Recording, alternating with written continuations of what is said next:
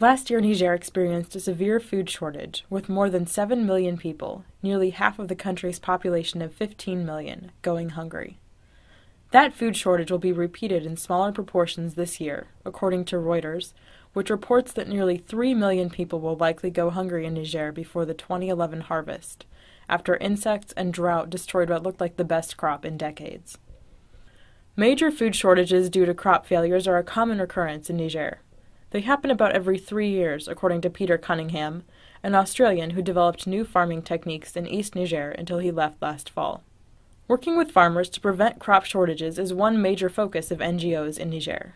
Many groups I visited work with local farmers, introducing hardier seeds and new techniques to prevent crop failure. Peter Cunningham worked in Maradi in East Niger. He helped develop a program called Sowing Seeds of Change in the Sahel. The program teaches farmer-managed natural regeneration, or FMNR, a technique that encourages local farmers to plant around trees, rejuvenate old tree stumps, and plant new trees. Cunningham worked on developing a fast-growing acacia tree that farmers can plant with their crops to reforest the country's farmland. Cunningham says his program has proven successful. According to his records, crop yield at least doubles in fields where farmers use his FMNR technique. Another NGO initiative gives grants to individual communities to solve area-specific crop problems. In Kalfou, in central Niger, Lutheran World Relief has given a community a grant to build a dam. The dam will reroute a large body of water to create new farmland so the community can plant tomatoes, onions, and other vegetables. It will also open a path so community members can take donkey carts of vegetables to market. LWR started work in this community only a few months before I visited, so there were no measurable results yet. But community members I spoke with hoped better crops from the program would keep villagers from leaving the community in search of better prospects.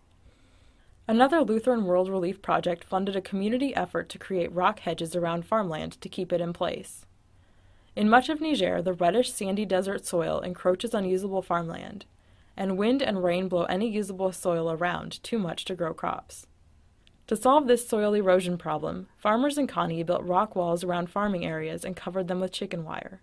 This keeps farmable soil contained and increases crop yield. The Kani program, which started in 2008, nearly doubled crop yield in the community in the first year, although poor weather decreased yield the following year. These projects are some examples of the ways NGOs in Niger are working to find long-term solutions to the ongoing problems of poor crop yield and food shortages. The goal of these programs is to help Nigerians improve on what they already do, farming, by introducing innovation into age-old practices. Increased crop yields and income in places where NGOs like LWR are working indicate the programs may be accomplishing their goals.